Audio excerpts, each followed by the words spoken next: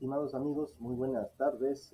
Tengan todos ustedes, estamos aquí, perdón, directo en directo para poder explicar algunos temas muy interesantes. Mi nombre es Mario Laya, químico farmacéutico desde hace un buen tiempo, aproximadamente unos 30 años, trabajando en diferentes ambientes en lo que es la farmacia, pero más que todo en la parte de la educación, en la parte de la docencia, formando profesionales en salud como son farmacéuticos, eh, para que puedan ellos tener un fundamento sólido y trabajar el medicamento de la manera adecuada.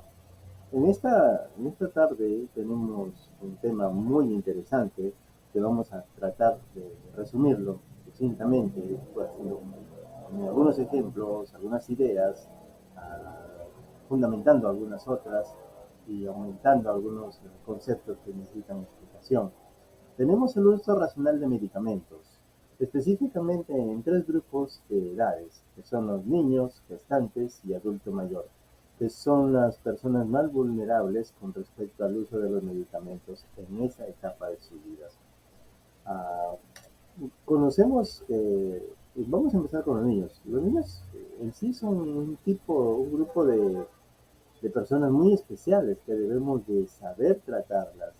Ellos sufren de muchas infecciones, muchas alergias, por lo tanto están constantemente yendo al médico. Es por esa razón que ellos tienen unos cambios en su fisiología a medida que crecen. Estos cambios pueden influir, definitivamente que influyen en la absorción, distribución y metabolismo de todos los medicamentos que ellos puedan consumir. Por ese motivo es que es necesario, urgente y casi diría indispensable ajustar la dosis del medicamento que se le va a dar para que esto pueda lograr un equilibrio óptimo. A veces estandarizamos todos los medicamentos, como ustedes observarán. A veces decimos, bueno, a este niño que tiene una faringitis tiene que darle una cucharadita de 5 mililitros de amoxicilina cada 8 horas por 5 a 7 días. Bien, eso es todo. Y al de 5 años, y al de 7 años, pues de igual forma, ¿no? A pesar que pesan distinto. Uno puede pesar 15 kilos, otro puede pesar 20 kilos, otro 25 kilos, pero llevan la misma dosis. ¿Es correcto? Bueno, no es necesariamente correcto. Aquí se tiene que administrar y ver que ajustar la dosis de acuerdo al peso y de acuerdo a la edad. ¿Por qué? Porque los niños pueden ser más sensibles a los efectos adversos de los medicamentos. O para un adulto como yo, tomo una amoxicilina y de repente tengo una reacción alérgica y mi brazo pues se empezó a enrojecer y un pequeño escozor, un prurito y ya pasó. Pero en un niño no. En un niño no solamente puede ser brazo, sino también inclusive todo su cuerpo. Y los efectos adversos son mayores, puesto que los niños son más sensibles. Otra de las consideraciones es de que debemos darles a los niños las formas farmacéuticas apropiadas. ¿Cómo es eso? A lo largo de mi carrera he pasado por distintos espacios, distintos establecimientos farmacéuticos y me enseñaron mucho. Por ejemplo, trabajé en una población muy pobre, que las personas tenían muy baja capacidad adquisitiva como para gastar muchos medicamentos. Y cuando le daban a sus niños de 2 3 años, le daban el medicamento en forma de un jarabe, una suspensión, una emulsión, los padres no tenían, económicamente no tenían, porque un jarabe pues estaba en ese entonces 15 soles, 20 soles, que para muchos de repente no es mucho, para la redundancia, pero para ese grupo de personas con las cuales trabajé era casi 2, 3, hasta 4 días de comida, no exagero. Entonces, ¿qué es lo que hacían ellos? Como no podían comprar el medicamento, el jarabe o la suspensión, lo que decían, no tiene las pastillitas que tengan el mismo principio activo que este. Entonces, claro, hay amoxicilina en suspensión y hay amoxicilina también en cápsulas. Entonces, ¿qué es lo que hacían ellos? Cogían la capsulita, como eran 500 y al niño le habían dado 250, aproximadamente lo hacían la mitad, lo disolvían en un poquito de agua y le podían dar con un poquito de azúcar al niño. ¿Está correcto eso? Claro que no, por supuesto que no, pero a veces la necesidad de las personas hace que lo ocurra, que haga, que lleven a ese extremo. Entonces, nosotros debemos de tener diferentes opciones para poder darle al paciente para que pueda tomar la forma farmacéutica apropiada. Si no le alcanzó para el comercial, que es por lo general 2, 3 veces más que el genérico, entonces le ofrezco el genérico y como técnico, como farmacéutico, le explico que es la misma bioequivalencia, es decir, deberían de tener la misma actividad. Ahora surge la pregunta tal vez, ¿un medicamento comercial es semejante a un genérico? The questions lo veremos más adelante, pero es una pregunta que queda pendiente en desarrollar más adelante. Bien, otra de las consideraciones es de que los niños a veces no quieren tomar sus medicamentos. Y como no quieren tomar sus medicamentos porque no saben que son importantes para que se restablezca su salud, no comprenden la necesidad de tomar un medicamento que a veces es amargo o tiene un sabor distinto a lo que ellos están acostumbrados a comer. Por eso se resisten mucho. Entonces hay que saber cómo darle un medicamento a un niño, hacerle entender, tal vez si es grandecito, hacerle entender que es por su bienestar para que se encuentre mejor. ¿Bien? Hay un medicamento, lo más comunes que manejamos en nuestro hogar son los analgésicos, que son para y los antifebriles, que son los antipiréticos o es contra la fiebre. Todas las dosis deben ajustarse según el peso y la edad del niño.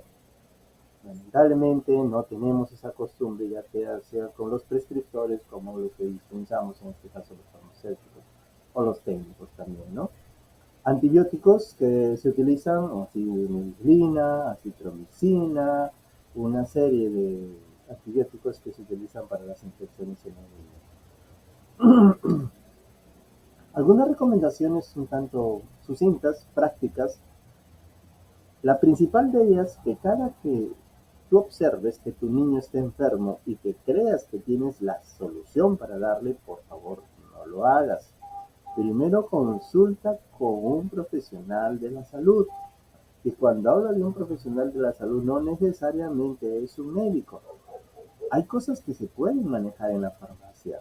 Por ejemplo, una simple alergia, no vas a gastar ir a un pediatra y gastarte 150 y 180 soles para que le dé una clorfenamina o una cetiricina o un antialérgico. No, no necesariamente. Pero eso sí, no te automediques y tampoco sigas consejos de personas que no son profesionales de la salud. Puedes acudir a un médico si está por ahí cerca y tiene la facultad y la facilidad económica de poder hacerlo, o a un hospital puede hacerlo, pero siempre puede ser un médico, o puede ser un farmacéutico, o una enfermera. Las obstetrizas también manejan cierto tipo de manejo de farmacología, ¿no? También lo pueden consultar de esa manera. Técnicos en farmacia también puede hacerse, porque también ellos llevan cursos que les ayudan a conocer un tanto los medicamentos, más aún la experiencia les enseña mucho con respecto al manejo de medicamentos. Otra de las recomendaciones es la dosis y formulaciones adecuadas. Por favor, como vuelvo a repetirles, a los niños, suspensiones, soluciones, jarabe, elixires, todo lo que sea líquido y tabletas masticables que puedan ser administrados. No vayan a partir una tableta y triturarla y darle, no. Son casos extremos, ¿no? Estos son casos muy extremos, pero por lo general no se debe hacer eso. Otra de las recomendaciones, no compartir los medicamentos. Un niño es distinto a otro. Por ejemplo, tengo un hijo que recuerdo que estaba muy gordito y otro niño de su edad estaba muy flaquito. Entonces la pregunta es, ¿cómo le voy a dar a un niño que pesa 35 kilos la misma dosis que un niño que puede pesar 18 o 20 kilos? No es lo mismo. Entonces hay que ajustarlo al peso y a la edad, porque las necesidades pueden variar, es un hecho, pueden variar. Otra de las recomendaciones de seguridad es el uso de las tazas dosificadoras o el uso de la cucharita que viene con medida dentro del frasco. No utilices cucharas caseras porque no tienen una medida exacta. Y si por último, si no tienes taza dosificadora ni cucharita dosificadora y en el extremo se te perdió, pues anda a la farmacia, compra una jeringa y si el médico te dice que son mililitros, carga la jeringa con 5 mililitros y ten cuidado de darle a tu hijito, ¿sí? Porque esa es la mejor forma de saber la exactitud de la dosis que yo le estoy dando al niño. Otra de las recomendaciones es el control de medicamentos.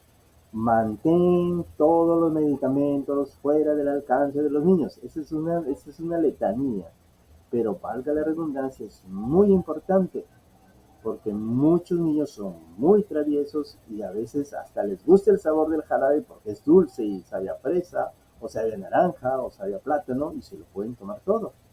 Y podrían tener un accidente, poder haber una intoxicación. ¿Ok? Entonces, con cuidado dónde dejamos los medicamentos, fuera del alcance de los niños. Y el horario, pues tiene que ser conforme el médico lo ha indicado.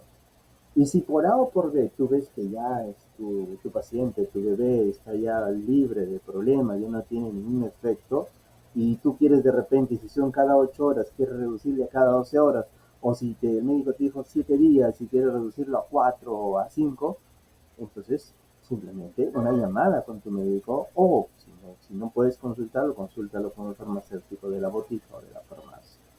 ¿Ya? Entonces evitemos eso, ¿no? Evitemos modificar la dosis sin consulta. Otra recomendación es evitar medicamentos de uso de adultos. Ya les dije, no utilicen medicamentos de un adulto en un niño. Así de simple, creo que no hay más que explicar en este caso.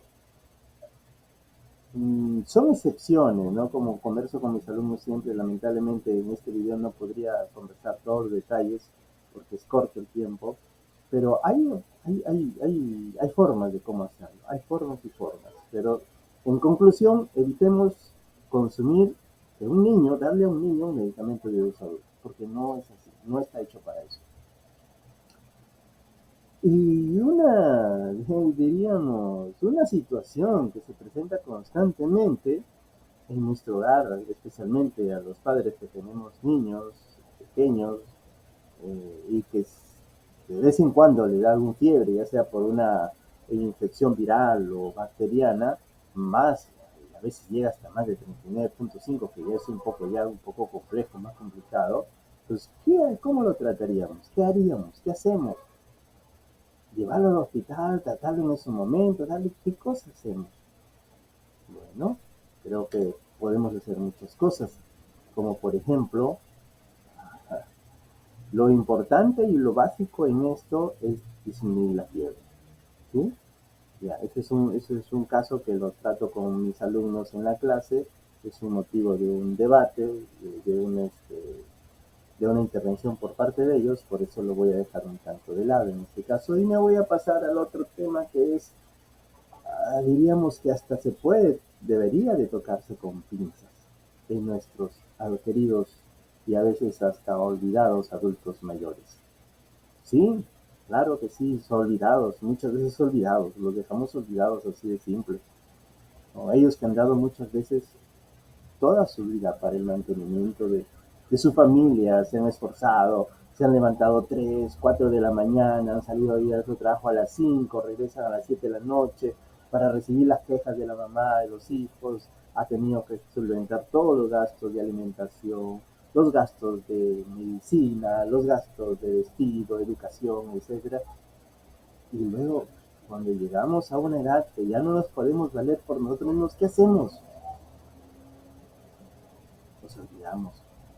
Sí, muchas veces los olvidamos. Espero que eso no suceda con ustedes.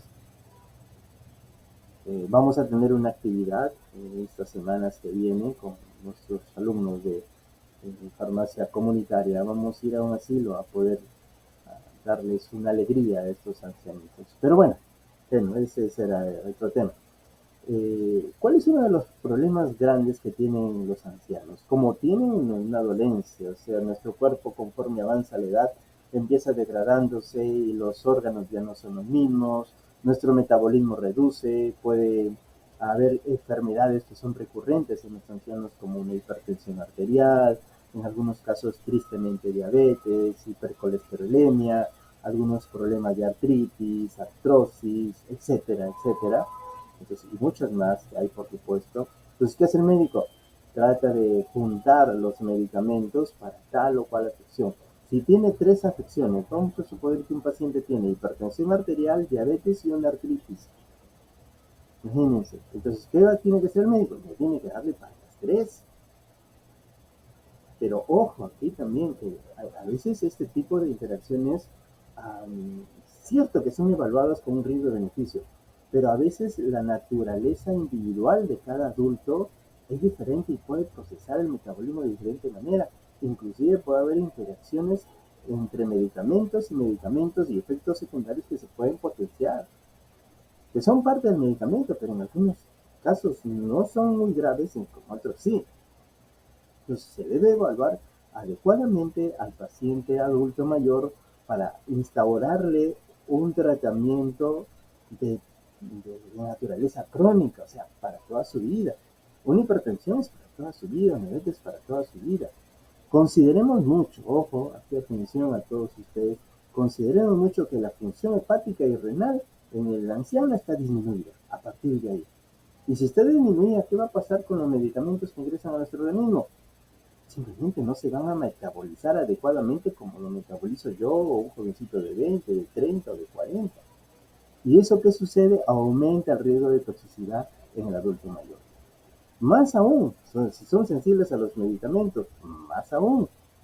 Recuerden que los ancianos tienen menor masa muscular y se incrementa un poquito más la grasa corporal, lo que también hace que el medicamento tenga un movimiento distinto en su organismo que una persona joven. ¿Sí? Atención a estos datos. Otra de las cosas que debemos considerar para poder cuidar a nuestros ancianos es entender que su cognición, o sea, sus procesos mentales de estos ancianos están limitados. Muchas veces nos olvidamos, digo nos olvidamos porque ya me acerco tan bien por ahí, pero algunos tienen dificultades para entender, otros para seguir las instrucciones de cómo se administran, o inclusive algunos se preguntan si ya lo tomaron o no lo tomaron, cosa que a veces no se acuerdan simplemente. Si ustedes como jóvenes, imagínate, se olvidan dónde dejan sus cosas, imagínate para personas adultas, ya peor todavía, ¿no? Así que debemos considerar eso y poder ayudarles como técnicos, como farmacéuticos, en ese punto a estos adultos mayores. Tal vez registrando una notita grande, colocándoles stickers, colocando no sé, con colores. Hay muchas estrategias que estamos aprendiendo a lo largo de su carrera. Otra de las cosas, pero esta parte ya es un poco más, diríamos, tangible, son los costos.